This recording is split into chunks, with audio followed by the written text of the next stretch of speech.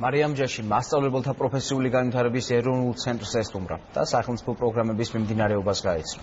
განათლების კომიტეტის თავმჯდომარე ქართულიანის დისტანციურ გაკვეთილსაც დაესწრო.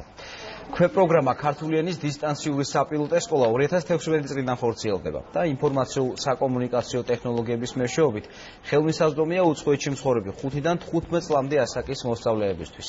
პროგრამა საქართველოს განათლებისა და მეცნიერების მინისტრის ინიციატივით დიასპორის საკითხებში სახელმწიფო მინისტრის აპარატის და კომპანია Microsoft საქართველოს მხარდაჭერით ხორციელდება. ეს არის პილოტური ფაზა, სადაც უკვე 15 ქვეყნის მასშტაბით 150 ბავშვი არის ჩართული.